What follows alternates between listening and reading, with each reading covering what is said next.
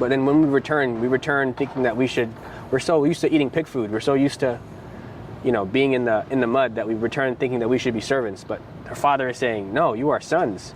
You have access. You have access to my kingdom. Right? The same access that you had been given in the beginning. So that was the first parable there. And I want to share more, but before I go further, I'd love to get your thoughts on what you think about that. Wow. Yeah, that's a lot of information to masticate, really, to chew on. Though I'll have to say something with regards to whatever you've said. I might miss everything, but first of all, you talked of the objective of humanity on bringing heaven down on earth. Actually, that's the whole purpose. Like you talked of the objective not being to go to heaven. Of course, there's a reason why there's a promise of us going back to heaven. I'm not disagreeing with you. I'm just saying that people might not realize that this is the case. Like when you look at it, what if there was no sin? Will we still be aiming to go to heaven? There is no sin. So you are still in an utopian world, a perfect world. There's no notion of heaven. I mean, it's not that there's no notion of heaven. There is the notion of heaven, but there's no need of going to heaven. You are already in a heaven, kind of, because there's no sin. So when you talk about the objective of man is to bring heaven down on earth, I agree with that statement. Although there's a problem with the world right now. The world is sinful in itself, and that's why there's the notion of going to heaven. Hebrews chapter 11, for example, verse 13 says, "These all died in faith, not having received the promises, but having seen them afar off, they were persuaded of them and embraced them and confessed that they were strangers and pilgrims on this earth." So we are strangers and pilgrims on this earth. Chapter 14, verse 13 of the same book clearly states that this is not our home. This is not our home. And then I also talked about the verse whereby it says our citizenship is in heaven. But the world, the way it is right now, it's not part of heaven. Because it has been spoiled by sin. It is rotten. And so we have to represent the heaven, and that's our goal. To be letters, to be read by people, to have this light, not hide it under a bushel, but put it on top of the hill for everybody to be able to see and acknowledge that truly there's something meticulous or something transformative that is happening with these people, and then they desire to come to the knowledge of the Son of God. And so indeed, it's true that we have to bring heaven down on earth. We have to be representatives of our Heavenly Father. If we are of the kingdom, the notion of living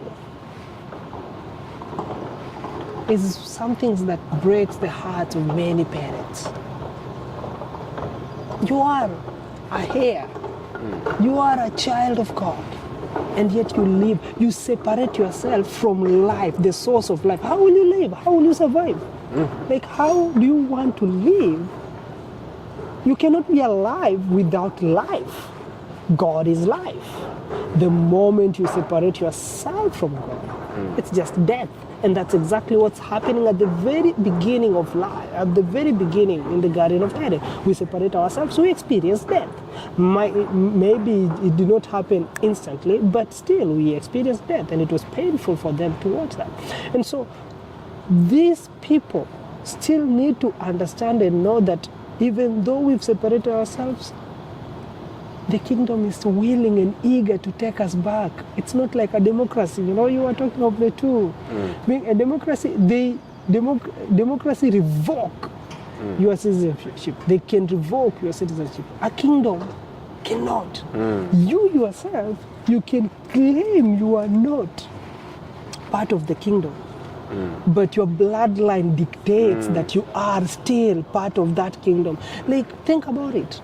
We've watched several stories, or whatever you may consider it, regarding a king who had a a prince, a son, and then the son, like, something happened. Maybe they overthrow the kingdom, and then once they overthrow the kingdom, the son was taken somewhere. Nobody knew him, but still people searched for their true heir. That's what the word will.